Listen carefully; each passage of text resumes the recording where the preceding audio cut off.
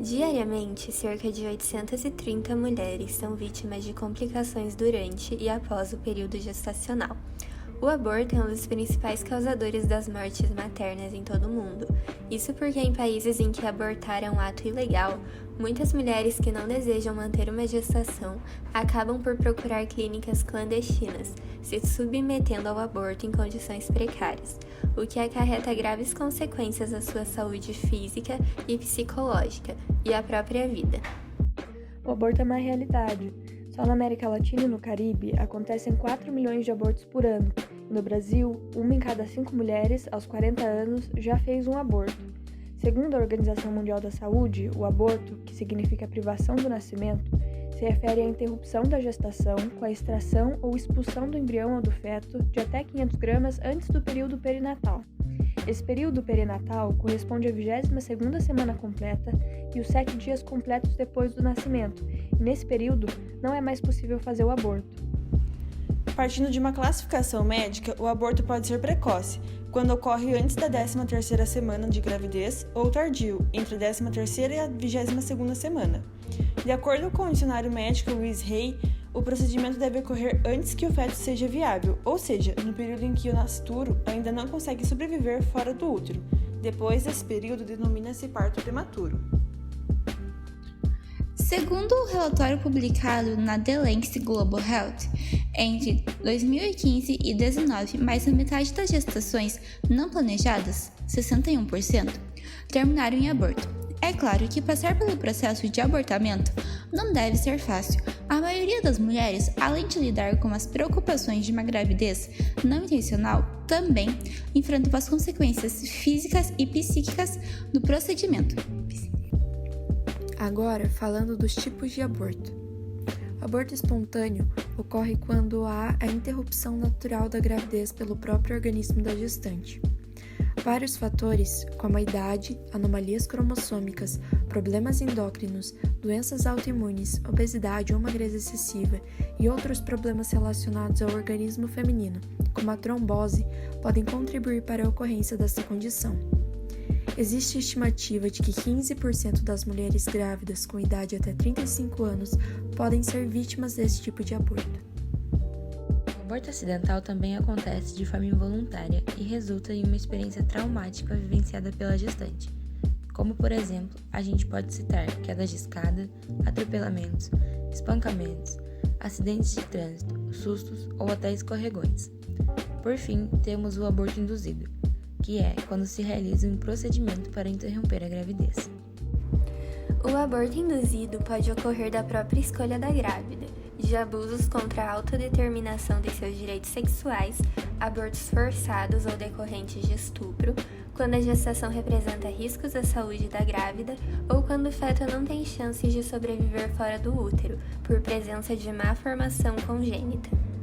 O processo pode ser feito de forma cirúrgica, com aspiração a vácuo, sucção ou dilatação e evacuação, entre a 6ª e 16ª semana de gestação, ou por meio do consumo de pílulas abortivas, que são medicamentos que bloqueiam os hormônios da gravidez e o próprio organismo da mulher faz o esvaziamento do útero.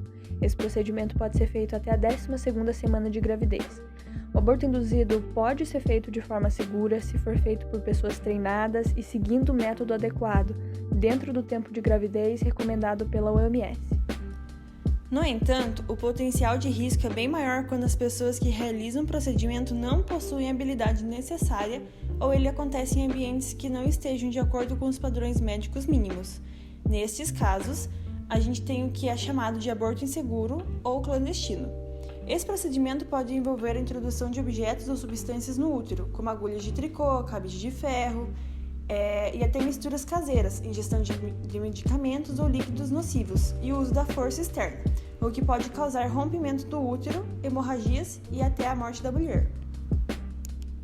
É importante dizer que estudos já foram feitos e foi confirmado que não existem evidências de que os fetos possam sentir dor antes de completar 24 semanas de gestação. Na sociedade greco-romana, a prática do aborto era vista como um meio para controlar e manter o crescimento da população estável. mas outras civilizações consideravam uma transgressão de princípios. O Código Hammurabi, no século V a.C., previa punições severas para quem incentivasse ou fizesse o aborto.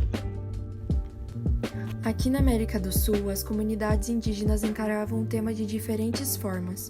Para algumas tribos, se abortava por considerar o feto endemoniado, pela escassez de alimentos ou em função da maternidade, quando todas as gestantes abortavam seu primeiro filho para facilitar o parto do segundo. Na Alta Idade Média, a Igreja viu o aborto com certa tolerância, porque entendia que as mulheres podiam estabelecer um limite nas gestações por causa de sua condição econômica. Em 1869, a Igreja Católica apresentou seu posicionamento sobre a teoria da animação, a qual se refere ao momento em que se dá início à vida e conclui que a alma faz parte do embrião, e declarou o aborto e outros métodos contraceptivos como pecado. Mas já no século XIV, a Igreja condenava mulheres que interrompiam a gravidez por crime reprodutivo.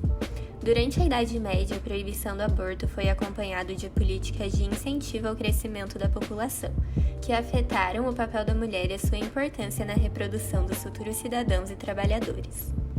Hoje, com exceção das igrejas fundamentalistas, a Igreja Católica é a mais dura em relação ao aborto, já que considera que o feto tem vida própria desde o primeiro momento da concepção e vê no aborto um homicídio injustificável. As igrejas protestantes, em geral, mesmo considerando que o aborto fere o princípio do respeito à vida, são mais liberais que a católica.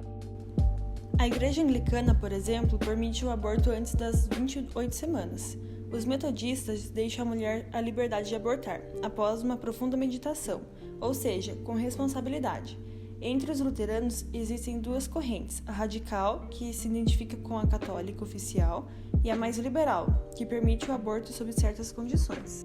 O Corão, o livro sagrado dos muçulmanos, é mais liberal, porque considera que o feto começa a ter alma só depois de 120 dias, de modo que o aborto seria permitido antes disso, como também em caso de risco à vida da mulher.